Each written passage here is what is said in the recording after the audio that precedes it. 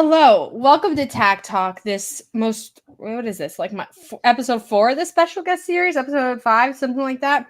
Anyway, this is a super, super fun one because today we have my adopted Twitter dad and Haley's adopted Twitter dad, the one and only Doc, or, BR Doctor, Bleacher Report Tech Man, your IT insight for all things the terrible Bleacher Report app. But I'll let you introduce yourself before I slander you anymore. Jeremy Lambert told me I had to get a couple cheap shots in. I had to fight you live on air, so I had to do it. I'm sorry. No, it's okay. Jeremy's always trying to get me to fight somebody. And I mean, Kate will be happy to know that her bit just keeps going. Just torturing me with the BR tech support stuff. I get like 2 or 3 of those every time I do an NGL. You're the expert. Yeah. You're the expert. But my favorite thing is when they ask me and they're like, hey, will you ask your dad why my AEW pay-per-views aren't loaded? And I'm like, he doesn't know. He has no clue. I can't even get my printer to connect to my Wi-Fi. Like, I'm not going to do anything for an app. My printer hasn't worked in like 3 years, and it's sitting under my desk on its little shelf. And honestly, I have no idea how to fix it. It's just broken forever. So if anyone has printer advice, let me know. I would be very happy to know. My advice is just buy a new one. They're not that expensive. But it feels like such a waste, doesn't it? Like this was a good printer and it served me well. But maybe I'll buy a new one. If you have printer recommendations, send them to me on Twitter. maybe I just bought a bad, overly priced printer. I don't know. But today we are going to review Caden, if you want to come over and fix it, you can come fix my printer. I don't know if I trust you to fix my printer entirely. You might mess it up even worse, but that's fine. But today we're going to preview AEW Revolution. To be honest, there hasn't been that many matches announced. I expect that Tony will do his usual thing where he announces like 9 more matches over the course of the next few days, and it ends up being ridiculous. But we're going to talk about the ones that have been announced, and maybe we'll talk about some that might be announced in the future. But like always, if you want your question, your comment, your whatever read on air, make sure to submit a super chat. You can also submit a super chat with a dad joke, or if you want to flirt with my dad, who is I just saw your tweet too. I have to let the people know that we are shopping for a stepmom. I guess. So this is a prime time to do it. So if you want to flirt with my dad, who doesn't have a camera, so you don't really know what he looks like, but he has a great voice. My profile picture is me. Actually, and my picture here is me as like, I don't know, I was probably 6 right there. Oh, well, we got the whole life story going. So you can submit a super chat to do that. But I did promise you guys a surprise. And so we have another guest who is joining us today. You might be happy to see her. Maybe you won't be happy to see her. I don't know. But it's the one and only. It's Haley. Guess who's back? Haley's here. Hello. I hope people are happy to see me. No. Listen, I'm really stressed, but I'm here. We got a lot of comments every week. Where's Haley? How's Haley? What's Haley doing? And I'm like, well, follow her on Twitter and you would know what she's doing. Anyway, we couldn't really do a show with just me and my dad. It's Bring Your Dad to Work Day. And there's two daughters. So Haley had to come. And plus, you know what? I missed having Haley on the show. It's been weeks since Haley's been on the show. We have a super chat from Caden who says, hey, Chris, you absolute snack of a human. And then an obscene number of emojis. So that's potential step parent number 1 for you is Caden. I missed No. Replies. There are so many reasons why Caden is disqualified. Where are they? Gender, age, age. His take on Dominic Mysterio. Like, take your pick. Good. I get it. We have another super chat from my sister Colby who says, Haley, my queen. Colby, I love you. She told me, I told her earlier today that Haley was going to be on the show, and she said, I'm going to come super chat. She's like, I'm spending so much money on Fightful with all the super chats I give. And I'm like, you've given like $10 total. I love how it's only ever for me though. Like they're all super stressed about me, not even you. Like, what the heck? Anyway, we're glad to have you, Haley. I think this show is going to go so well. I don't think there will be any arguing or fighting at all, except for the fighting that I promised Jeremy Lambert. And you know, he's my boss, so I have to do it. But I don't know. I'm super excited to have you both here. I'm just living. But back to Revolution. Before we like talk about any of the matches, this is kind of like a dumb question, but I just want to guess how long do you think this pay-per-view is going to go? Let's start there. My guess, 8 hours solid. 8 hours. Oh. God. I mean, I don't know. Those Dark and Ring of Honor tapings they did were like 8 hours. So and Collins and I were talking a little bit about it last week on the show. It's in California, and so it's going to start way earlier. It's going to start at like 4. So I think Tony Khan will probably see that as an opportunity to really exercise his booking power. So that's why I say 8. I'm thinking it's going to clock in between 4.5 and 5 at least. Yeah. I was going to say like 5.5. And I mean, if that's what I'm not even counting the pre-show with that. Like I'm talking about main card till the absolute end of the show, because there'll probably be some angle after the main event that takes up another 10-15 minutes. Yeah, I think so too. Another super chat from Caden that says, can Tony stop the 8 hours of tapings? I'm so tired. No. What a humble brag that is to be like, I go to so many shows. He always does that. And I'm my life is so hard. Tired. I had to go to these tapings and watch 8 hours of wrestling. You. Oh my gosh. Poor Caden. Also from Hala, who is a big supporter of Tag Talk, a $5 super sticker. Thank you, Hala. Anyway, now that we've roasted Caden, sufficiently as we should, let's get into the card. And I'm going to start with what I think is probably most likely to be the worst match of the night. I know what you're going to say. Do you? Because there's two that I think could be like horrifically awful, but this one, I think, I've hated this whole angle from like start to finish. And I know, Haley, you probably think I'm going to say the tag team title match. No. But I think Ricky Starks versus Chris Jericho, the JAS banned from ringside. So 1-on-1, for whatever reason, Ricky Starks wants to wrestle Chris Jericho again. I don't know. But I think this is going to be just awful. I really do. Genuinely.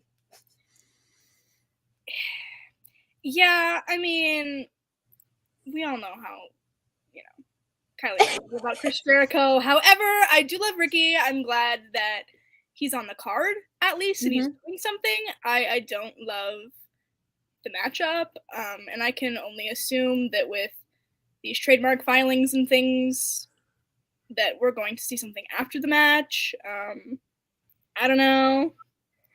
It is what it is. I mean, I think that when Chris Jericho is in like a big singles match like this, especially when he's going to put somebody over, he does tend to go the extra mile. Like what he did with Orange Cassidy in that Mimosa Mayhem, like that shouldn't have worked, but it did. And that's and fair. I think that him and Ricky will make this as entertaining as it can be. I don't think it needs to be more than 10 minutes. No, I think it's definitely going to be like a cool down match, but I think it'll probably go after trios. Like that's where I have it on my like fantasy card. I don't know. It's just the Ricky Starks Chris Jericho feud. I was excited about it at the beginning because I was like, okay, this is Ricky's shot because Chris Jericho elevates people. Yeah. But I don't know I guess it's because I'm really sour on the JAS. Like I'm not really that into this faction. I'm not into this version of Chris Jericho. But if it ends here and like as Colin says with the super chat, Ricky has to beat him clean center of the ring. I agree. I think Ricky needs to have a solid no, it can't be contested in any way because Action Andretti beat Chris Jericho. So Ricky Starks can beat Chris Jericho clean. And then I hope we really get back on track with the Chris Jericho is devolving and like losing his mind. That story that they introduced after he lost to Action Andretti. I hope we get back there. And then I hope Ricky goes and does something fun. Like, I don't want it to continue. I guess that's what I'm saying. I want Ricky to win and then go, if not to the world title, then like a feud with literally anyone else. That's where I'm at. I could see him going after the TNT title too. That's true. That's what I think he might do. Because it doesn't feel like there will be room in the world title picture for at least a few months. Yeah. So having him chase another belt does feel like the only way that they can capitalize on like a post Jericho win push. Yeah, and I do think AEW needs more really, as much as I hate the term babyface, they need some more like really good baby faces. Because Kenny Omega is stuck in trios, which I love trios, so I'm not mad about it, but I'm also mad about it. You have Bryan Danielson, who's not sure who he is at the end of the day. Bryan Danielson is just Bryan Danielson living his life. You have Moxley and the BCC, who are heels, but also not heels, like the whole tweener thing. So they need like a good, solid baby face. If it's not going to be Hangman, I guess I wouldn't mind if it was Ricky. Yeah, I mean, I don't know how many people would buy into it, but I wouldn't mind a babyface Miro coming back. Oh, yeah, like I know he's like when you're that big, being a babyface is kind of hard because you're never the underdog. But people want him back so much that he's going to get cheered anyway when he shows up, if he shows up. Yeah, I think so too. And I think Miro is one of those guys. He's kind of in like a weird situation, like how Claudio was in WWE, where he's a super athlete and fans are really pushing for him to be a star, to be a champion, to be featured in some capacity. And Miro really hasn't. And Miro, he's done like a TV show and he's done other things, but like he's not on AEW TV and he's been ready to go.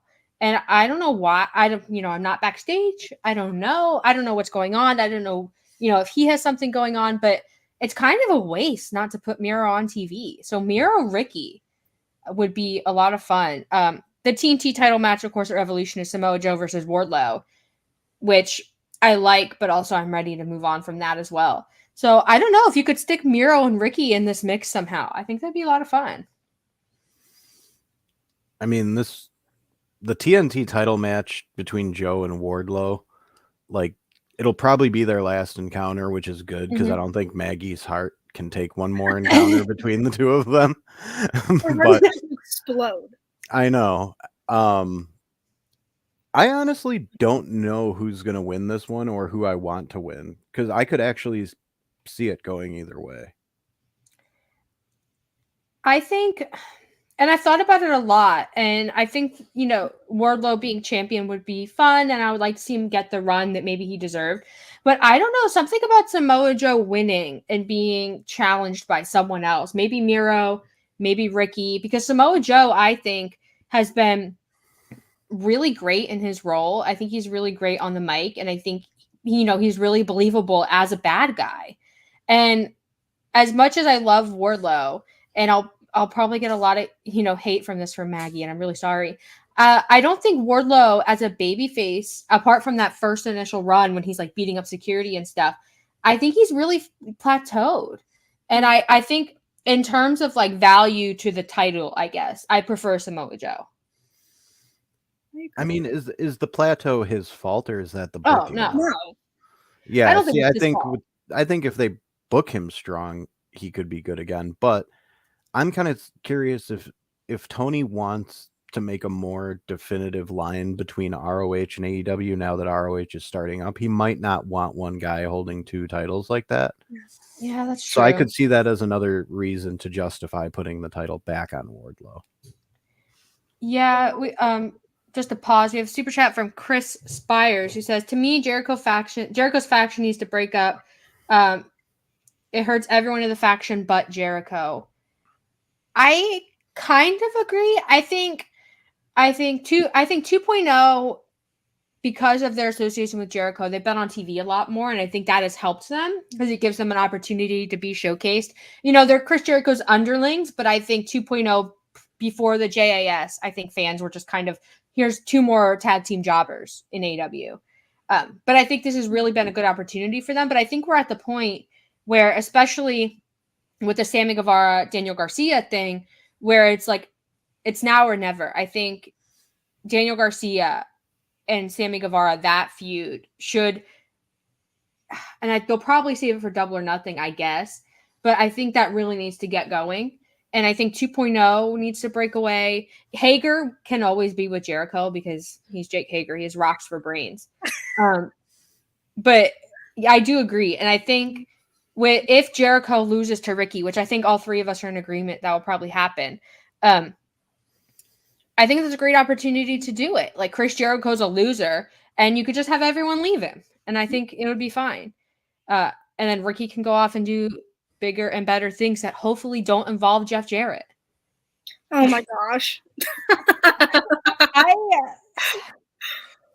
Jeff Jarrett. Speaking of Jeff Jarrett, he's also on this card. So, real quick, before we get too far into what we think about Jeff Jarrett, I am interviewing him tomorrow. T. I have long-term beef with Jeff Jarrett. She does. For what? Since I was a child. Days. When I was a kid, I was really, really, really into TNA. And I for whatever reason, like, I was so invested in TNA that every time something, especially with Jeff Jarrett, but anything went wrong, I blamed him. And I feel like I still hold on to that resentment. And now I just have beef with Jeff Jarrett. It's just one-sided beef with Jeff Jarrett. Jeff Jarrett does not care about me at all. But I care. I care. And that's what matters. Yeah. I still love TNA, though. Great stuff. Early TNA, like, the first 5, maybe even up to 7 years of their first TV was great. Luke says, when you were a kid, you should still be invested in Impact. Luke, you know for damn sure that I am still invested in Impact. Don't try to expose me like that. But early TNA was a lot of fun, and I really, really enjoyed it. And I was a kid, so I probably remember it being a lot better than it was. But I really did enjoy it. And then I kind of fell off with it around like 2009, 2010, but I came back into it with Impact. Impact got me. And so that's Jeff Jarrett and I. There's one-sided tension there. So when you interview Jeff Jarrett, try not to think about the beef that I have with him. I can't believe you're interviewing Jeff Jarrett in the middle of this horrible, horrible gun club story. I mean, at least I'm not interviewing the gun club. Oh no. And I feel so bad, my hatred for the gun club, because they're such nice boys. Like, they're really polite, like, to fans, and they're good. They're nice to kids and stuff, but it's like, Colton told me to shut up. I mean, he was probably right to do so. Yeah. Well, I didn't even tag him, but I sent out a tweet that is like, how do Colton and Austin both look like their dad, but not at all like brothers? And like, Sean retweeted that with a bunch of laughing emojis, and then like an hour later, I get a reply from Colton just saying, "Shut up, Doc." It's true, and I think they both they look like kind of like aliens wearing human skin. Oh my god! Like, they give me like Uncanny Valley, you know. They're like AI, you know? No comment. They're like AI. I know what you mean. Yeah. Well, now that we're talking about the guns, I wasn't going to talk about this match now, but let's get into it. The AEW World Tag Team Championship. We have the Guns, who are champions somehow, against the Acclaimed, against Jay Lethal and Jeff Jarrett, and then TBD, to be decided. Thoughts? Okay, well, general thoughts on this tag team division and the direction of it. And then, who do you think is going to come out on top in this match? And also the to be announced team. What do you think about that? And it'll probably be announced like Wednesday, and we'll all look dumb for making grandiose predictions, and it's going to be like Serpentico or something. But what are your thoughts? I know this is a show about tag team wrestling, but I have to say that the tag team division for me lately has been a little hot garbage. Yeah, it's been really hot and cold for me. I think that there are like good spots. Like I loved seeing the Bucks and Aussie Open wrestle. Like there are things in the division that I do like, but as an overall right now, I'm just not super invested in it. Like I don't know. I like other things more, and that pains me. Super chat from Hollis says thoughts on AW and FTR trolling each other. We will get to that. But I wanted to address the sort of, and I'm cutting Chris off here, but Haley said that about the tag team division not being great and everything. And I just wanted to preface this discussion by saying that FTR, I don't think we can count as maybe being in this match because I don't know what FTR is doing. But I also wanted to preface it by saying that I am infirm. I fully believe that the tag team division can be turned around, and that all it would take is the House of Black winning and the Young Bucks being back in the tag team division. That being said, Doc, what are your thoughts? Well, I'm really interested in who the fourth team is going to be. Yeah. Mostly, because I don't know if they're going to hot potato the belt and put him right back on the Acclaimed. I don't think Jarrett and Lethal are winning here. I might stop watching. That's the only thing that could be worse than the Gun Club. Do we know who's all in the Battle Royal this time to determine the fourth match? Best Friends is in there. Aussie Open is. I really do. Flight will probably be in there. Yeah, I can look it up really quick. I saw it on. Hold on. I tried to find a graphic, but the only one I could find was for the last Battle Royal they did. It's on their Instagram, I think.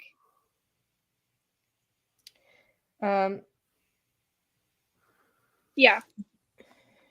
Aussie Open 2.0, The Kingdom, Best Friends, Dark Order, Butcher and Blade. I mean, maybe Butcher and Blade or Dark Order. I don't know. It's like the tag team division because we talked about it all the time because of trios. It's like there's a really big lack of star power, and I do think FTR would be the biggest stars in the tag team division if they came back. I just don't know if like you just throw them in as, I don't know. But Chris or Doc, I never call you Chris, I call you Doc. Finish what you were saying. Yeah, I feel like whoever that fourth team is going to determine my prediction. Because if it's somebody like, unfortunately, even though I'd love to see them get a run, if it's the Butcher and the Blade, they're probably not winning, and I bet the Guns will retain. But I could actually see them using this as an opportunity to get the belts away from the Guns and the Acclaimed and let that feud play out without the titles. Mm-hmm. And I don't know, like a team like Top Flight or Best Friends, both of them really feel like they could help the tag team division right now because both of them are over. Yeah. Well, super chat from Caden says FTR is the Joker in the Battle Royal. So I guess we have to address the FTR elephant in the room. So FTR, like I think it was on Dax's podcast, said like they're not going to make a decision on wrestling until April. They don't know if they're going to wrestle anymore, blah, blah, blah. But like the last couple weeks or so, FTR and AEW, like on social media, have been going back and forth.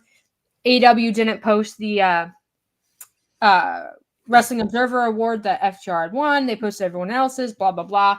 So people think either FTR has already re-signed with AEW and is coming back, or they're going to, come back and maybe re-sign in April.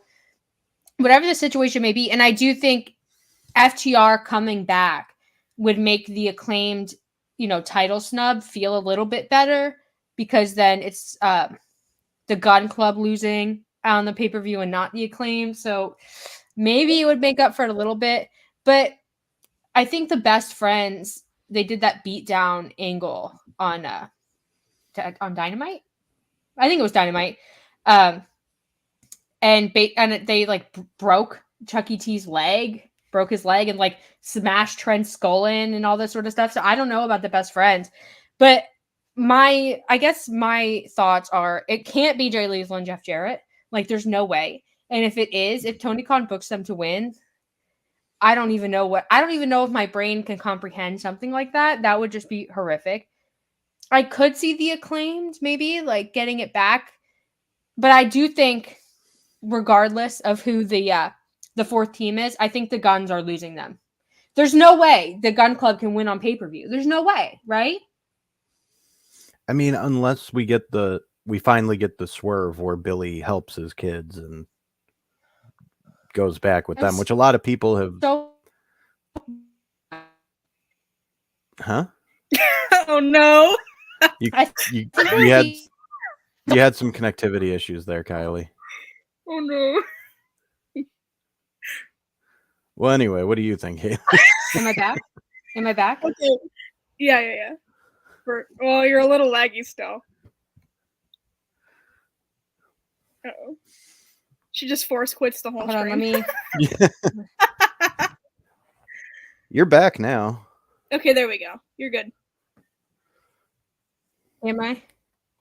I have like a little Wi-Fi symbol, so I'm not sure. Yeah, you're fine now. We're good? Yeah. Yeah. But we didn't hear anything that you were saying about your prediction. Where did I leave? Oh, I don't remember where I left off. But anyway, well, we didn't hear any of it. I know, I'm trying to remember what I said. Oh.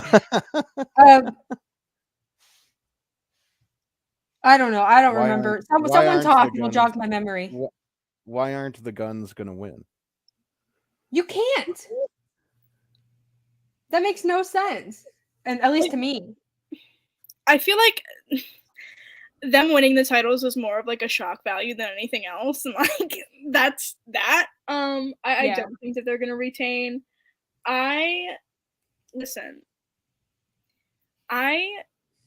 With Aussie Open doing the like second chance battle royal thing, I know that Mark, I think, was scheduled to do a match in New Japan on the 6th, and so it would have taken them out of Revolution, but it changed to the 8th. So I'm just saying, why is that?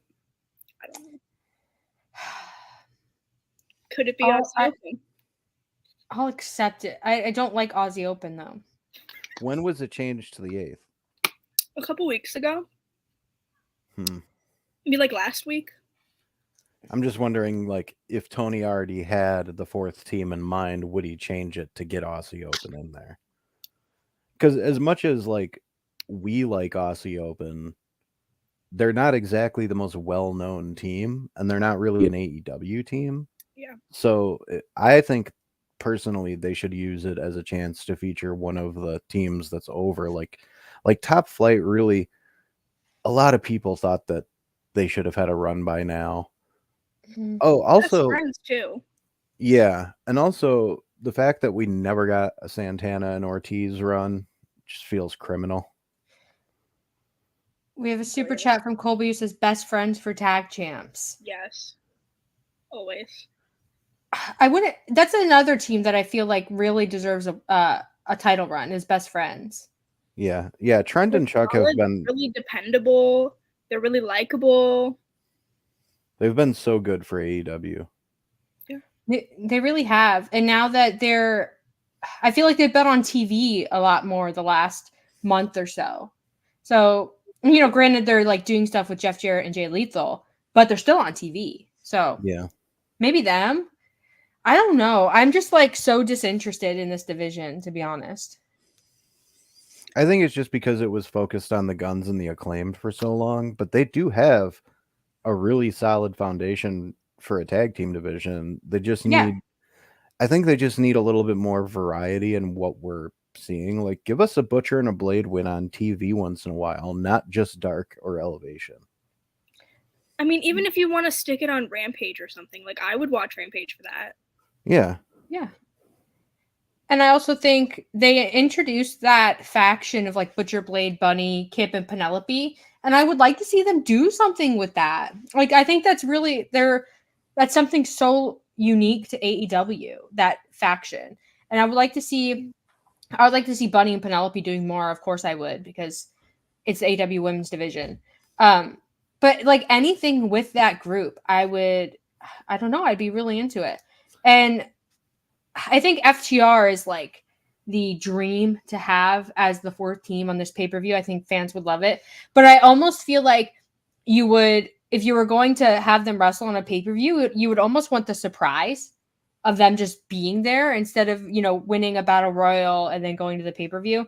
Or, I mean, I guess maybe you would want to advertise them so people buy it. I don't know, guys. I'm just like, no thoughts, head empty, tag team division in the mud. I think we can all agree that as long as it's not Jeff Jarrett and Jay Lethal. that's the conclusion. Everybody but them. I don't even care if the Guns retain, just as long as Jeff Jarrett. If they pin Jeff Jarrett, Colton pins Jeff Jarrett, I would be so into that. It's so funny that like it's really crazy that Jeff Jarrett is still around, because he was around when I began watching wrestling as a kid. Like him and Sting, like the fact that both those guys are still kind of doing stuff it's nuts to me.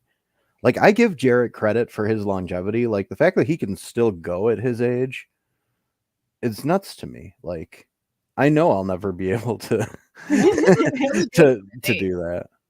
What? So he looks really good for his age. Like he's in really good shape and stuff. So, And he moves around well still too. And it's because he's always been kind of a safe worker in terms of he doesn't do like high spots. So he just hasn't really been injured that much in his career. Okay. I mean, don't get me wrong. Like I don't think he should win either, but I probably have a little more respect for Jeff Jarrett than I think some of the people online do right now.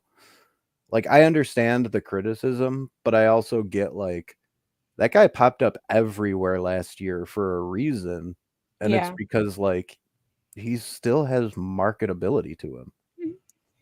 And I did like, especially the stuff he did on the indies last year, I thought was a lot of fun. Like with Effie? Yeah. Yeah, that was great. And I have a lot of thoughts about that, but I do think that booking aside, I think Jeff Jarrett was a lot more athletic and charismatic than I gave him credit for. But I don't know if it's translating well to AEW, that sort of momentum that he had. I think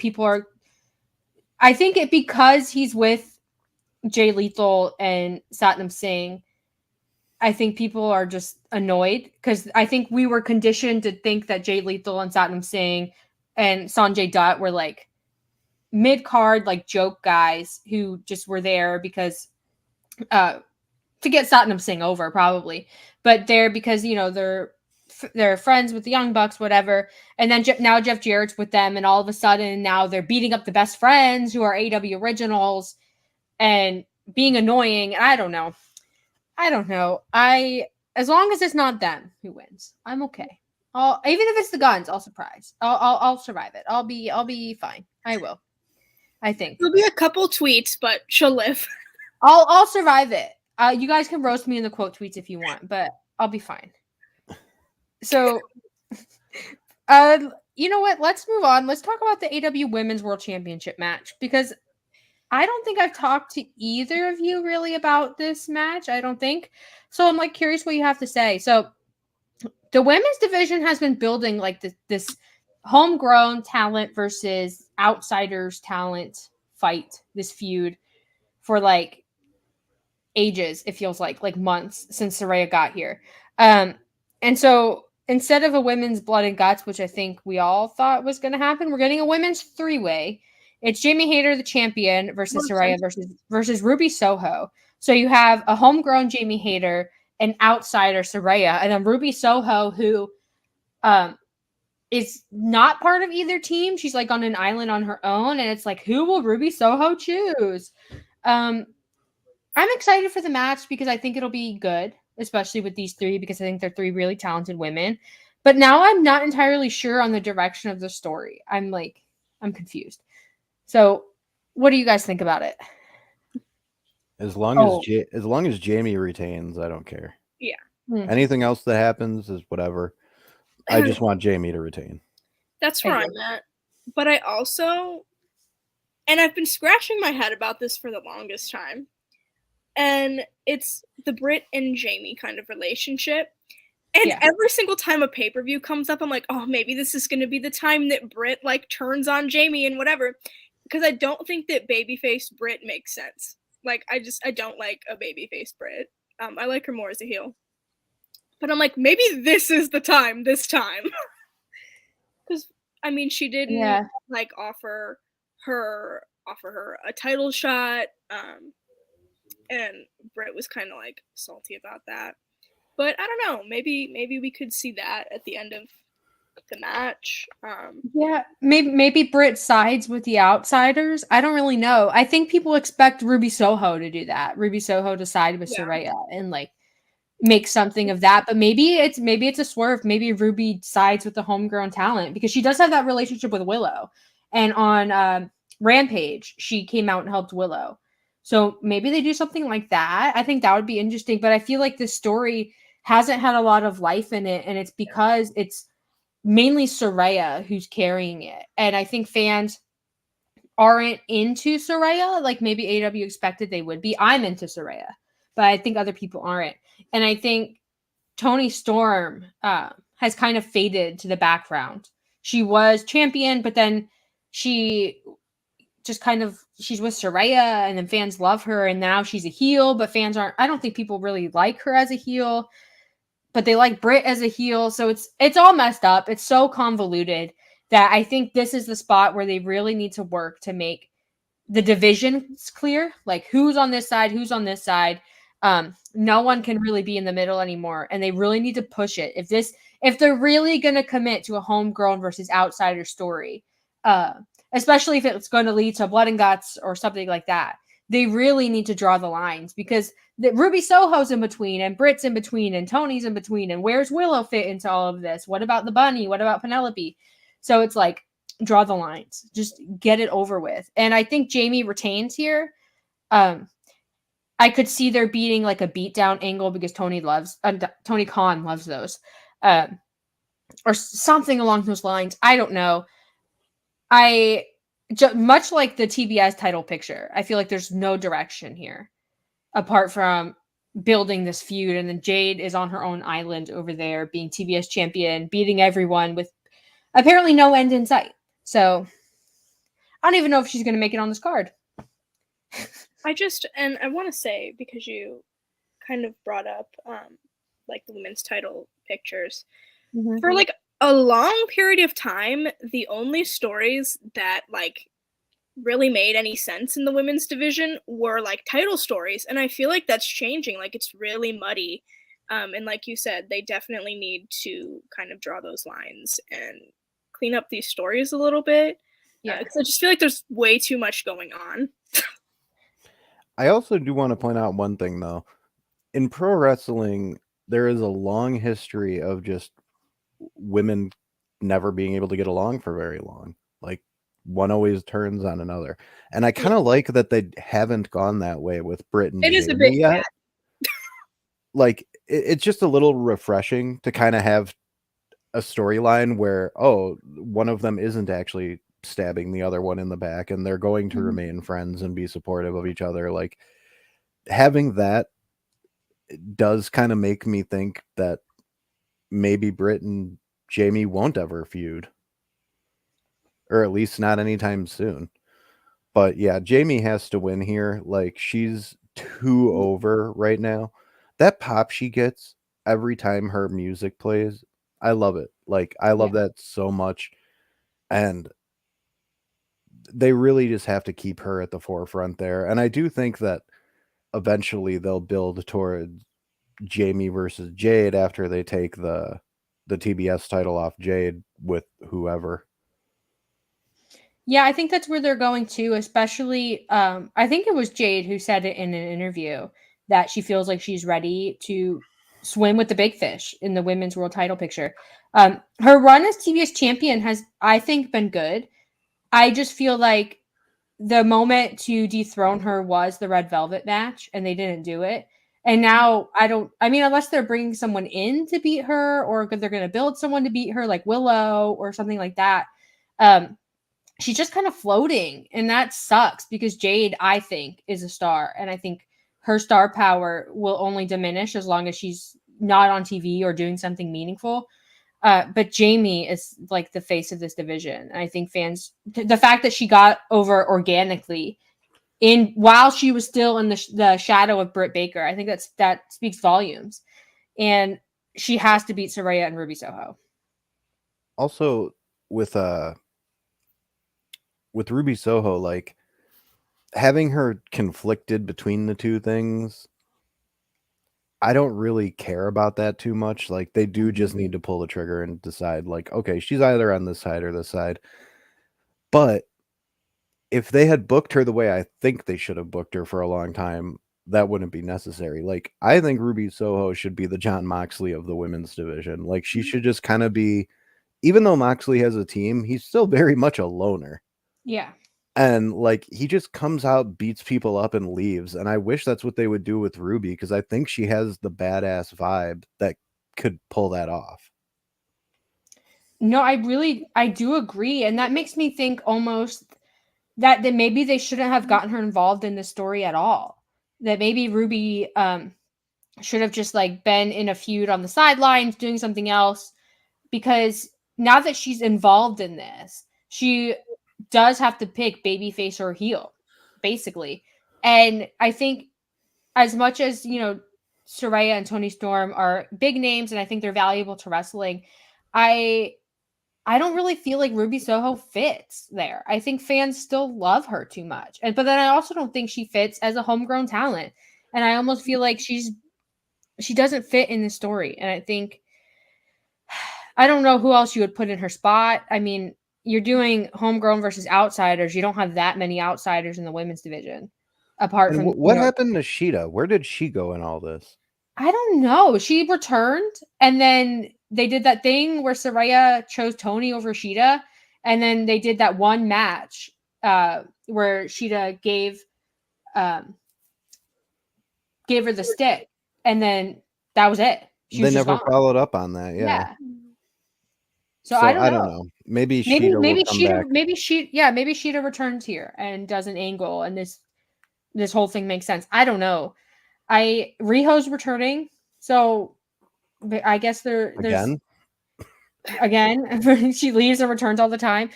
Poor Riho. I don't know. The women's division is kind of like stuck. Like they really rushed the story. Like every week it was more and more and more, and now they're like cooling it off. But by cooling it off, I feel like it's losing momentum. So I don't know. Honestly, but I think they need to get the belt off Jade. Like, it's not helping her to have it anymore. It did at first. Yeah. But now it needs to be used to get somebody else over, because she is kind of weighing that belt down, unfortunately. At least in my opinion. No, I do agree. And it's because she's run through, she's like what, like 55-0 or something like that. She's like up there. She's run through so many people, won so many matches, that it almost feels like she has to move on to be in the world title situation. Yeah, she's facing like Vert Vixen, who, don't get me wrong, like is great, but it's not like she's a well-known AEW regular on TV like Willow is these days. Yeah, and that's why I thought with Red Velvet that they were just going to jump the gun and give Red Velvet the belt, because they had dissension in the baddies. And I was like, the story wasn't really formed yet, but it was like, I felt like after Jade won her 50th match and there were no clear, I mean, the Mercedes rumors, but there were no clear contenders in sight. I was like, okay, just do Red Velvet. And as much as that is like kind of blah and bland, it will give us an opportunity to move on and we can do more stuff with the women's division. But then They didn't do it. Do you think And they're so waiting for Statlander? Because it felt like she was being built up to take the title from her. I feel like at this point, like they can't wait for Chris. I don't know. I don't know when Statlander's coming back, because I do agree. I think she was going to be there. I think she was going to end up being the 50th match. Yeah, Probably. But I don't know the status on her injury. I don't think anyone's reported much about the status of her injury. But at that point, it's like, now you just have to feed Jade jobbers until just waiting for Chris Stat, and you're just in a holding pattern. And I do think Chris Stat as champion would be great, and I think she would get over, and I think fans would be fine with it. But like at this point, just do Willow. Like it's not the same, but I think Willow gets more from winning the title than Statlander would. I think Jade gets a lot from it because she can finally move on, and we can all be free of this situation that we're in. And Willow and Jade are such polar opposite people that you could really easily write that storyline and make it entertaining. Like her pure babyface energy goes so well against her like overly charismatic heel energy. Yeah, I definitely agree. And I think Willow, she's another one like Jamie who just got over organically with the fans, just by being charismatic and being fun and being different. So there's no one else really in the division, I think, that is in a spot where they could realistically beat Jade and fans would be enthusiastic about it. Like, I'm running through the division in my head. If you take out people who are involved in the 5-on-5 women's, civil war that's happening, there's like really no one who's there yet. I mean, Serena was on TV all the time. What happened to her? I don't know. She was doing that stuff with Mercedes Martinez, and then did she get injured? I don't remember if she got injured or not. I don't either. I think fans would be excited to see her back because her matches, especially her matches with Shida, fans really love those. So I think they'd be excited about it. I just don't know if she comes back, if Tony's going to put her in Ring of Honor, because that's where Athena is. That's why she's not involved in this homegrown story thing. So I don't know. The women's division is a big question mark for me. Much things these days, but much things these days. So looking at the card, we have a few matches left to go over. So let's dive into Jon Moxley versus Hangman Page in a Texas death match. Oh boy, Blood City, gonna be buckets. I'm ready. It's gonna be brutal. Yesterday I was in South Carolina. I flew back last night. I was visiting friends, and we went shopping at the mall just for fun. And we met a guy where I think we were at Hot Topic. He worked at Hot Topic, whatever. I was wearing a best friend shirt, so we all started chatting about wrestling. And one of my friends asked him his opinion on Jon Moxley and Jon Moxley bleeding. And he said, and I quote, "He should bleed more. He's not doing enough." And honestly, this match is for them. Ricky from South Carolina, shout out to you. This match is going to be Hangman has to bleed more than Mox, I think. I think Hangman has to be just absolutely covered in blood. I went like Cody Rhodes, Dustin Rhodes from Double or Nothing 1. Oh God, that level of blood. That's hard to watch. I want the whole ring mat covered in blood. Like, I want it to look like someone just got murdered. Like, Jesus, but not literally, but like, I don't want anybody to die, but that's what I want. I think Doc is in shock right now. I mean, I just don't want Renee to have a heart attack. She's used to it. Every time Moxley bleeds, she has some kind of funny reaction to it. But like, I don't know. This match is obviously going to be crazy and violent and fun. I'm kind of in the middle on the whole blood thing, to be honest with you. Like, if that's what Moxley wants to do, fine. Doesn't mean everybody has to watch it. That's fair. And I think I think that's the type of wrestling that Mox likes to do. And it's, they always say AEW's a variety show and that there's different styles, whatever. But I do understand when people say they don't want to look at blood. I completely get it. But like you can tune out and then tune back in. Like that's just wrestling. That's just how AEW has always been. There's stuff that you're gonna like and stuff you're not gonna like. But this is it's a Texas death match. I expect barbed wire. I expect just absolute anarchy. I almost expect Hangman Page to bring back the noose, as controversial as the noose was. I think we're at a point where he could bring it back for this match and then we can be done with it again. I think that would be fun. But I think ultimately the story here is Hangman Page being tested against Moxley the same way Kenny Omega was in a death match situation. So I'm interested to see if they do any callbacks to the Moxley Omega series. Preferably not the spot where they like rip up the ring to just the boards, because I don't want to see that ever again. But I think it'd be interesting, especially we have a super chat from Rob who says this donation goes to help Chris find someone so Kylie and Haley can have a mom fun. Thank you. We're so Rob, I've spent so much time trying to set Chris up with someone, and the most compatible person is Rob. No. Just rejecting Rob live on air. Rob knows I love him, but no. Man. Boo. Hey, I can't help the fact that I'm attracted to women. It's okay, I understand. But anyway, back to Hangman Page before we derail and talk about inappropriate things. I do think that with the Hangman Page Uno promo from last week's Dynamite with the Young Bucks shoe in the background, the Young Bucks putting the shoe as their Instagram bio, all the teases and things. I do think the Elite story is going to start progressing, especially, spoiler alert, I think the House of Black wins here. I think the story will start progressing, and I fully expect the Hangman Omega dynamic to really come into play. So I would love to see Hangman Page sort of embodying deathmatch Kenny Omega here with a lot of the stuff Kenny does. And Moxley's going to be Moxley. He's going to be great in this deathmatch environment because that's just John Moxley. That's who he is. I'm really excited for this one. I just hope nobody dies. Who do you think is going to win, though? I think Moxley. Probably. Yeah. I think Hangman, as much as I love Hangman, I think he, much like Omega was, is a little bit out of his depths with the deathmatch stuff. So I think that's an easy out. And I think a beaten down, bloody, broken Hangman reuniting with, maybe not on the show, reuniting with the Elite, but being in that low spot. And now that the Elite are baby faces, they could do it where they lift Hangman back up.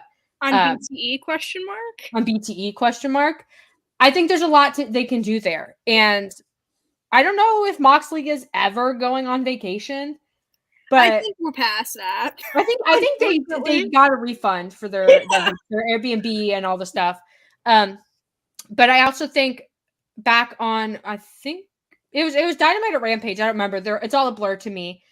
Claudio and Wheeler Yuta being absolutely disgustingly mean, and Moxley sort of towing the heel line as well. I think there's something better there for them to do.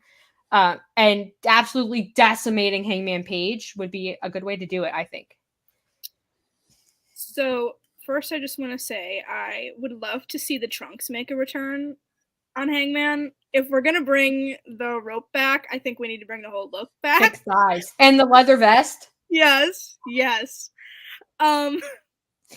But too, I agree about Mox winning. I do think that for Hangman, there's more to be told with the Elite storyline now. But I'm not totally I haven't totally let go of wanting to see the BCC versus the Elite at Blood and Guts or something. I think. Which 3 from the BCC would it be? I mean, is Danielson still in the BCC? His gear He's is like still BCC on it. Yeah. He's like the ugly stepbrother but to he's the not. BCC. Like, I don't think they really care about him. It does feel like he's separated from them for now, but Yeah. they are still basically acting like he's part of the group, from what I understand. I mean, I don't know. It's weird because Claudio and Wheeler Yuta are kind of like Ring of Honor. And unless they just push them back into AEW and like really, I don't know. But Moxley deserves a vacation, but I guess he's not going to get it. I think turning down an opportunity to have Mox in a Blood and Guts or like a multi-man match with Kenny and Hangman. So Mox is a definite, I think. Danielson probably if he's BCC, which I wouldn't be surprised if they just kick him out. After the Regal stuff, I feel like they should have, but that's besides the point. But I don't know. And like while Haley was talking, I also had the idea like Hangman's story has always been about being better than the Elite and being, holding his own. So I wonder maybe if they give Hangman the win here and then he did something that it took Kenny Omega so long to do in beating Moxley at his own game. Maybe they do that instead. I don't know. I could see Tony choosing to do like a no contest thing where just both guys take a huge spot and then neither of them can answer a 10 count or whatever. Yeah. I know that would be an anticlimactic finish to this, but right now both guys hold wins. Like, I don't really think either of them benefits much more than the other in the end. But like if they were to come to an ending where neither of them won, and then the next week on Dynamite they just are like, whatever, shake hands and go our separate ways, like this is over and we're done, it might be a more satisfying conclusion than either of them getting the win, to be honest, at least for me. Yeah, no, I definitely see what you're saying, and I think that would be great, but I do think, and this is kind of bridging on our predictions for the Trios Championship, so you can bring that up if you want. I think the Elite are losing the Trios titles. I think the House of Black needs it. Like, I don't think you can beat the House of Black here.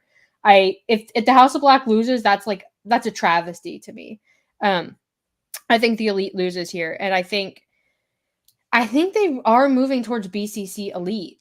As much as it should be BCC House of Black, I think it's BCC Elite. I think that Hangman and Mox are really the bridge to that. So do I. And I think, because I've said it like a million times on this show, so people in the chat are probably tired of me saying it. I do think Danielson, Omega, all these guys are too old to really be pushing off rematches and, these dream matches and things like that. So I think they really need to get the ball rolling on them. And I think this would be a good way to do it because you could do so much with it. Like you could do singles with it. You could do tag team matches with it, trios. You could do a ton of stuff with it because I think there's so many guys involved in this.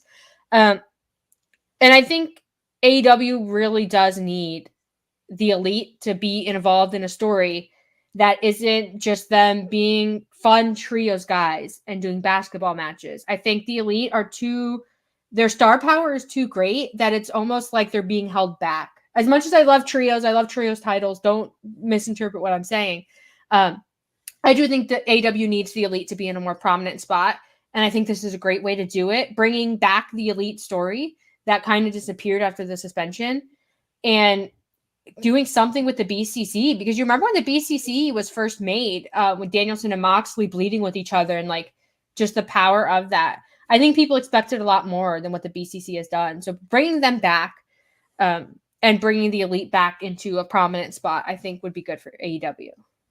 Well, and to piggyback off of what you said about the Elite, as much as I enjoy like these trios matches and like these like short story type things, I think that they thrive more with long-term storytelling, so to speak. So I do think that, like you said, putting them in a more prominent spot like that is definitely needed. You know what? I want the House of Black to win too, but what I specifically want is I want it to be Buddy who pins Kenny. Interesting. Because Buddy has been the most underserved member of that group, and him versus Kenny is a dream match for a lot of people. Yeah, and I think when Buddy had that singles match against Darby, whenever it was, like a few weeks ago, I think I saw a lot of people saying that he put on too much muscle, that he wasn't as athletic, that he couldn't go toe to toe with Kenny Omega in the way he could back in 205 Live days. So I almost think that they need to give Buddy a great showing and let him really hold his own against Kenny Omega and really feed into that similarity in their wrestling. I think that would be a lot of fun. I think Malachi and Kenny is the one that people are really excited about, that matchup. But I really do like that idea of really establishing Buddy, because he does fall to the wayside, even behind Julia. He's just kind of there. But he did, on the House of Black promo, he did speak the most. So so I think maybe Tony Khan's on your side with that this is going to be a showing for Buddy, because I do feel like he's the least recognizable and least popular member of the House of Black. Yeah, I mean, Malachi and Brody have a whole other tag team name for when it's just the two of them. Yeah. So like Buddy kind of has always felt like that third wheel, and like you said, even behind Julia. Yeah. But I would I actually think it would be really funny if they started having Buddy and Julia doing a whole bunch of stuff, just the two of them, because then you got like Rhea and Dom over in WWE. But yeah, I love Buddy Murphy. That guy is one of those people who, like, if you give him 10 to 15 minutes with somebody who's as good as him, it's going to steal the show. Yeah. Like every time. I can think of so many great matches from that guy on 205 Live that so many people have never seen. And I really do think that he needs to be the one to get the win here, but it'll probably be Malachi. Do we think someone's going to get misted? And if so, do we think that it's Kenny? Could be Don. Yeah, or and and I always forget that Don even exists until he's there, and I'm like, oh, Don. He's so unnecessary to the babyface elite. Yeah. Sorry, Kylie, go ahead. No, I was gonna say I almost feel like, and this is like a really deep BTE throwback. I almost feel like they never capitalized on the Brandon Cutler to Dark Order story. And I don't know, maybe Brandon. But then again, what do you do with BTE? Does he just film the House of Black? If he joins the House of Black, see, like Malachi. I would love to see Brandon do more. I think a lot of people kind of underestimate Cutler. I think he's a good wrestler. Yeah. So I would like to see more, but like you said, BTE, like that he just films like. It's like House of Black and like their get up in Wendy's, like with their Diet Cokes. Like, I don't know. But I do, and I think I said this a little while ago. I feel like House of Black and BCC need to like get back in recruiting, just because BCC especially, I feel like, was founded on the idea that they're going to be recruiting a lot of people, and then they recruited Wheeler Yuta and stopped, which is dumb. So I would like to see them do something else, like bring someone else in. But also House of Black, like, it's so dumb to me that Miro got misted, Sting got misted, and they were able to fight the power of it, but Julia wasn't, and presumably Buddy wasn't. So I almost feel like they need to establish that again, that the mist is a powerful thing, because apparently Miro is just walking around life with Malachi Black's influence, and he's just fighting it nonstop forever, I guess. But like, imagine this, all right? Oh God. So like, say like we don't know what's going on with Kota, right? So say that Kenny gets misted, and he goes on this like spiral, and he's like evil Kenny, and like Kota comes in, and he's like the only one that can pull Kenny back. Imagine that, though. I would love that. I would buy it, but I'm not at the end. Like, I'm not sure where Hangman fits in. Then I don't know. I have to marinate on it. Just give me the $100 and just just Kenny, go over there. Do your thing. But I don't know if Do your Caden is thing. still in the chat, but Caden and I did a little show where we talked about it. He pitched almost the inverse of that. He pitched Evil Coda. Oh. So Haley and Caden on the same page. All right, no, we're not. We are really not. But did all of us say House of Black for winning trio? I think so. Yeah, I think House of Black. We did. Oh, I think we only have. Okay, we have one match left. The AEW World Championship, Oof. a 60-minute Iron Man match, which is going to, I think, really test MJF because he's never been in a match like this. MJF versus Bryan Danielson. I tweeted this and I got some mixed responses. I think MJF as world champion he's been hindered by CM Punk, of course. I think with the exception of this week's promo where he's talking about his fiance leaving him, like he has nothing left but the title. Apart from that, I think his title reign has been lackluster. I think it's because they dropped the devil thing and they just went back to MJF being a rich, annoying idiot. I think Bryan Danielson should win. I think Bryan Danielson as AEW World Champion has more value to AEW than this current iteration of MJF. That being said, if MJF does something incredible here and like his character changes and we get a different side of him, which I think that promo segment we probably will, I would be okay with MJF staying champion. But MJF just walking around in Burberry, that's not, for me, where the world title should be. Yeah, I think that iteration of MJF is really stale. But I do think that Danielson brings out the best in a lot of people. And I've said from the start when MJF won the title, I was like, who? And I hate doing this whenever somebody wins a title and you automatically like run through like who's going to beat them for the title. But I was like, realistically, like who could do it? And I kept running into, for myself, Danielson. I don't know. I really want to see Danielson win, but like you said,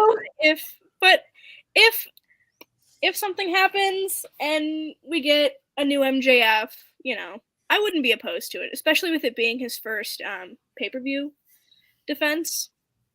But I don't know. I still want Danielson selfishly. I want Danielson to win too. I have this feeling it'll be MJF because I don't think Tony spent all that time building MJF up the way he did to have him lose in his first pay-per-view title defense. So I don't know how they go about doing that because he can't beat Bryan clean. Like it has to be some kind of dirty cheating tactic. But yeah, I don't know. Like I like MJF a lot, but him with the title isn't as interesting as him chasing something. Yeah. I definitely agree. I think MJF's title run, I think if CM Punk had still been around, I think MJF versus CM Punk for the title picture, like his first feud, would have been really interesting. I think that because of the history they have, I think that would have served MJF more. And I would have coming into this pay-per-view, if it was MJF CM Punk, I would have bet that it would have been MJF, or even at Full Gear, MJF. But I don't know. And I feel like Danielson is the best option here to be world champion because MJF, the devil story, I think fans really wanted to cheer him. And then it's like he won the title. And then it's like, boom, devil's done. We're closing the door on that. And we're just going to get MJF as he's always been. And I do like MJF. And I do think that MJF is a talented wrestler. I think he's talented on the mic, all the things. But, and I tweeted this and I can't remember who it was. I don't remember. Maybe you guys can go find it in the chat. But someone said like sociopaths don't evolve, because I had said that I want MJF. He keeps having these promos where he's like touching on something emotional and human, like in a CM Punk feud. And then again here this week with an actual, presumably real life story about his fiance instead of the girl he apparently like framed in a car crash, whatever that was. But it's like nothing ever comes of it. Like he has these peaks and then he's like, oh, I'm back to who I was.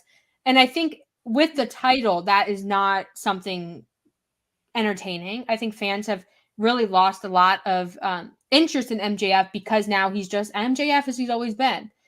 So I think Danielson winning here, I think it's better for AEW. And also I think it's better for MJF because you can spin that into another story. You could do something with him, force MJF into a situation where he has to evolve because he's not winning all the time, every match like he was before. So I almost feel like this is necessary. Like I said, if they do something with MJF in the match or like before the match or after the match where you still have that happens and fans can buy into MJF again, I would be okay with it. I'm okay with either of them winning as long as it's not just MJF with his dumb scarf and his, I'm from Long Island, that attitude. I'm okay with him winning. Let me ask you guys something. Do What? you think it was wrong of him to mention, like, I know he didn't bring her up by name, but to mention Naomi in his promo, his ex? And I only ask because not only was that not widely known that the two had broken up, like I guess it had started to make its way around that they unfollowed each other and deleted the engagement post. Mm-hmm. But him bringing that up in a promo and painting her as like she left me and now I'm the victim. Yeah. It feels like it puts unnecessary heat on her and she's not in the business.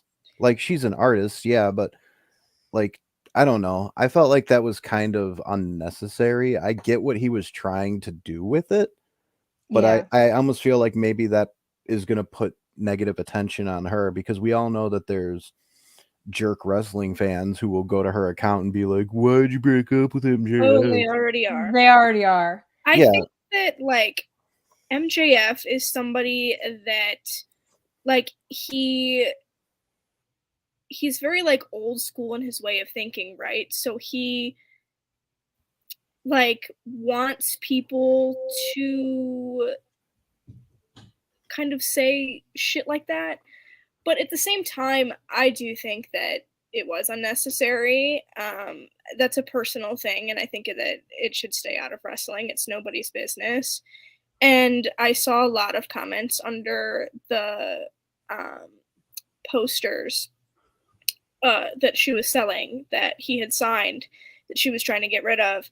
And a lot of people were like, oh, so this was just a cash grab, and like just really like mean, nasty comments. I don't like stuff like that. I don't. Yeah, before I give my thoughts, the Pro Wrestling Podcast with the super chat says, "Don't you dare be sour." That's a different Fightful show. No, that's not us, but I appreciate the super chat. No, I do agree. I think it was, and I mean, maybe he cleared it with her. I'm not sure like where they stand, if this was something, mutual and amicable, the split. Yeah. I don't know. But I do think wrestling fans are weird. And I think that she's probably going to have the stigma of this forever, just being MJF's ex, breaking MJF's heart, whatever it is. And it sucks that, by all reports, this is something that really happened. They did split up.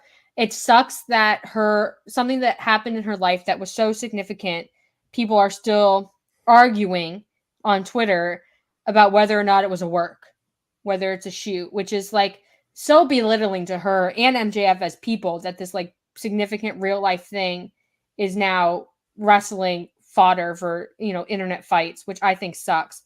And if maybe he cleared it with her, I don't know. But if he didn't, I feel like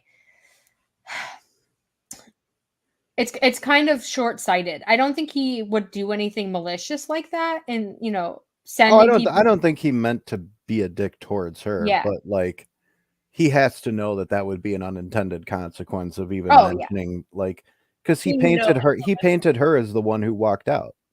Yeah. Whether that's actually how it happened or not, like based on a wrestling storyline, she's not a character on AEW television. So bringing her up, I don't feel like it benefited him at all. Yeah, he could have told a story about his mom or dad walking out on him when he was a kid or whatever. Like, there's a million ways you can drum up heat without bringing somebody else's private life into it. And it's the fact that he didn't mention her by name, but like everybody knows. And so it's like he almost could have said like, everyone I love has left me because of I'm so dedicated to being champion, and like everyone's mad at me, blah blah blah. You don't have to mention anyone specific. And then he could move into the stuff where he's like calling out Danielson's kids, because I feel like calling out Danielson's kids should have been the takeaway from this whole promo exchange, that he's going after Danielson's children and his family. That he wants to show that Danielson is a bad father, he's a bad man, he doesn't care about his kids, blah blah blah. That should have been the focus. But coming out of the promo, it's just people fighting over whether or not Naomi and MJF really broke up. And that shouldn't be the focus. Like, I feel like he called the children out by name. These are like small children. And so like as a heel, that should be what we're talking about. But instead, here we are dealing with people being absolutely crazy towards a woman who has never, she's been on AWTV once, I think, and hasn't been back. She? I think she was. She was. They kissed.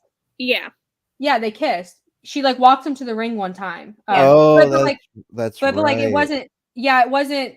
She wasn't introduced as MJF's girlfriend Naomi. It was like she was just walking to the ring and then they kissed, and then after that it was like that's his girlfriend. But like, she's not a recurring character. She's an artist who just makes art and has fun with wrestling.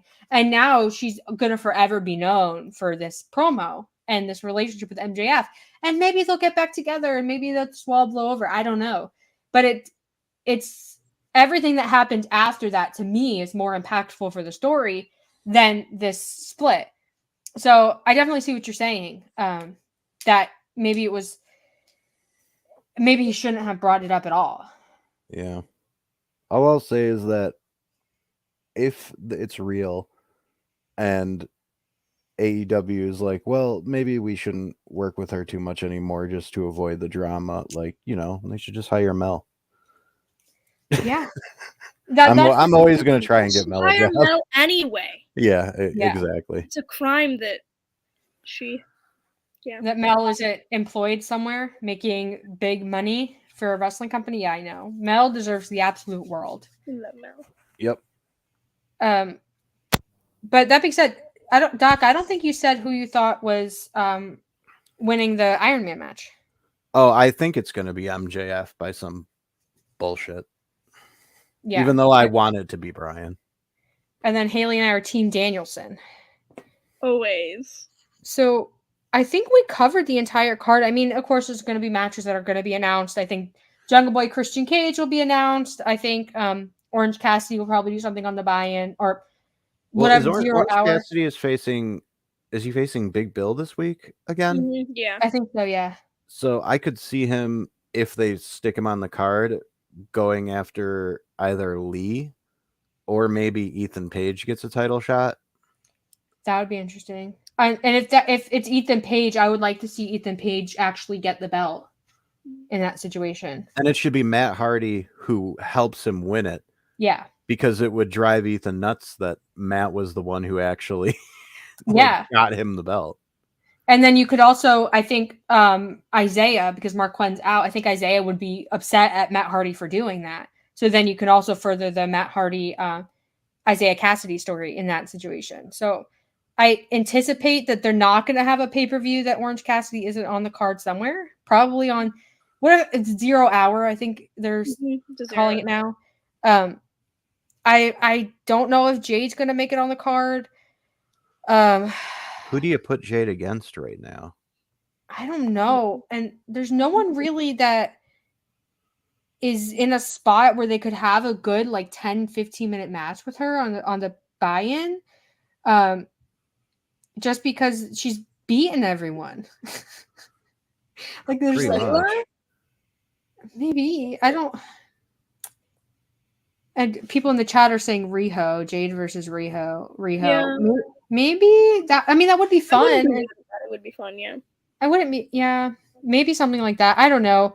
I think Tony will try to find a way to get her on the card because Jade, she's always on the card, and I think he likes Jade, and I would like to see the TBS champion on. I think all the champions should be on the card. But other than that, I don't know what else they're going to announce. I fully expect Tony Khan to announce some Dom matches for the 0 Hour, or announce 5 more matches for the main card because he's a psycho. But that's all that's announced right now. So I mean, I think get Eddie Kingston on the show. Come on. is he wrestling in that Face of the Revolution thing? Yes. Oh, is he? Okay. Yeah. That's who else here? I'm gonna Google it and find out who else is in it. Do you guys see any other matches being added to the card? I don't know. I feel like we covered everything that could potentially be on there. I mean, they could add something with Adam Cole. Oh yeah, isn't he supposed to wrestle on Dynamite, right? After the pay-per-view. Oh, after? Yeah, because he said he's wrestling the night that the reality show debuts. Oh, okay. All right. Yeah. So the Face of the Revolution ladder match got booted off the pay-per-view. It's on Dynamite this week. The winner gets a TNT title shot. Right now it's Takeshita, Hobbs, Action Andretti, Eddie Kingston, Sammy Guevara, Commander from AAA, Ortiz, and AR Fox. So I don't know. Eddie was doing stuff with ROH, so I don't know. Maybe Hobbs, because they're doing. They haven't done it in a long time. The Book of Hobbs.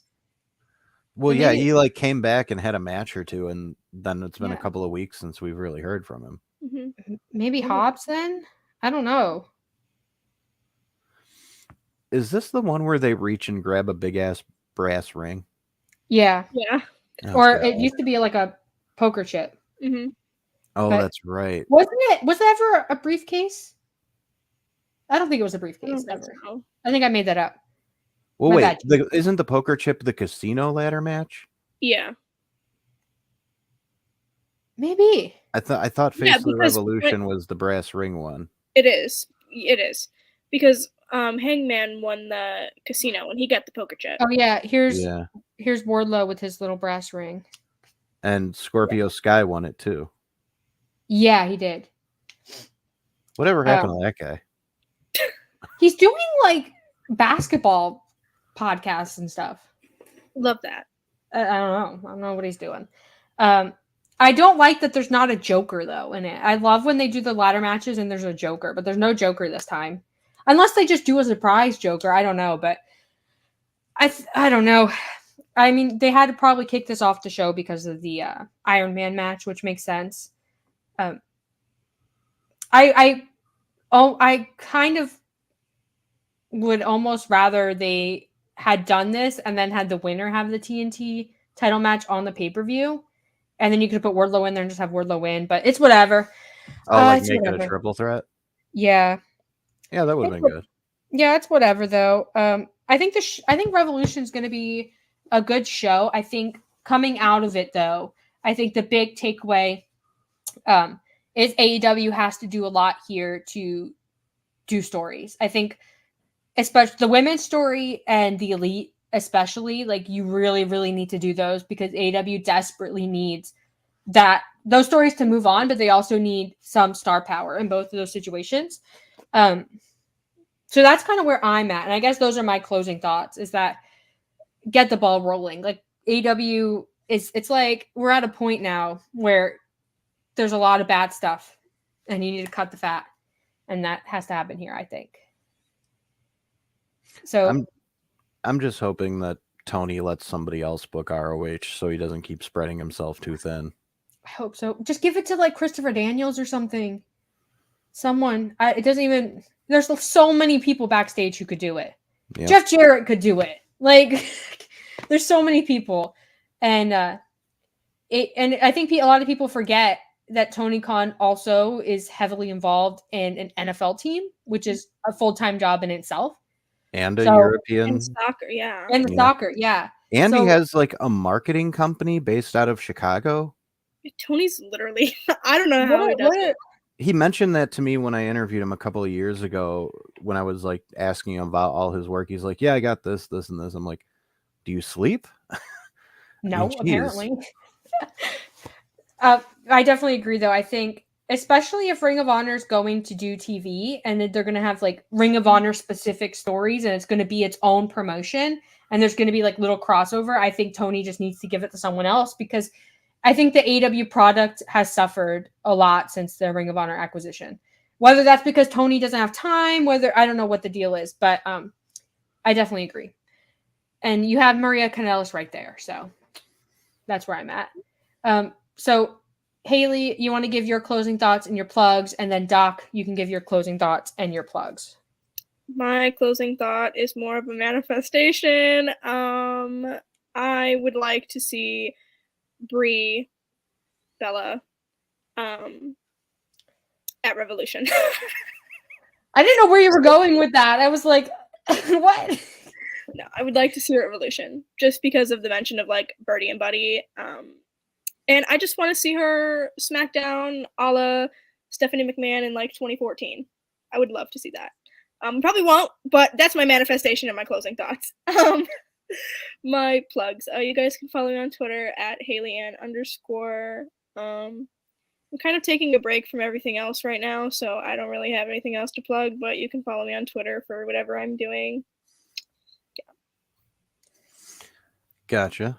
You can follow me at BR_doctor. I'll be covering Revolution this weekend. I might be on the watch along if they do one for Fightful. Depends. I'll be covering ROH every week starting this week as well, so that'll be a lot of fun. So yeah, good stuff. Now I got the big plug. Well, you can follow me on Twitter at Fuller_Kiley. I post everything I'm doing there. You are also watching Tag Talk on Fightful Overbooked. Fightful Overbooked is like the ESPN 2 to Fightful's ESPN. So there's lots of stuff on here. There's Tag Talk, which is, well, it's normally me and Haley, but like Haley said, she's taking a break. So I've been having a lot of special guests. So you can go back and watch those. It's been a lot of fun having guests on the show. So what was I going to say about Fightful? Oh, this is Fightful Overbooked. There's lots of stuff here. There's a lot of wrestling shows. They do other. Oh no. Having some connectivity issues over there, Paul. I might have to take the plugs over. Oh, there we go. You're good now. You're back. I'm back. I have Spectrum Wi-Fi, by the way, so if you know, you know. Anyway, I can't fix it. I know. I wish you could. There's wrestling stuff on Fightful Overbooked. There's non-wrestling stuff. So just go check out everything that's going on Fightful Overbooked. Subscribe to Fightful Overbooked. Like this video. If you're watching this after we go live, hi.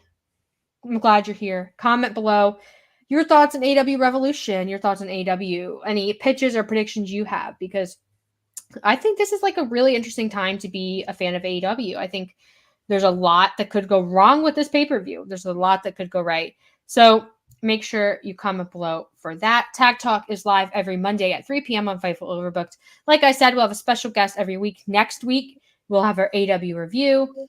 I will have 2 special guests on that show. I'll announce that. Well, I don't know. I'll talk about it on Twitter at some point. I got to make sure the guests are still wanting to do that. I'll also be live tweeting AEW Revolution. I'll probably not be on the watch along because I'm having friends over to watch it, because this is the first time in a long time that I'm not going to be live at a pay-per-view, and I'm very sad about it, but that's fine. I'll watch it at my house with my cheaper food and my freely accessible bathroom. So watching pay-per-views from home is a better experience for me. And I get why you would say it's a better experience. But also I don't know. I just love to be there and be involved. Also, Ace reminding me, Kate and Reg's Ring of Honor post show. Watch it. If you watch it, it'll be it'll happen again. They'll get it going. And Kate and Reg deserve the world. Watch the Ring of Honor post show. You'll have to go follow them on Twitter because I don't know like the details on it, but like go do that. All that being said, I think I hit all the points in the plug.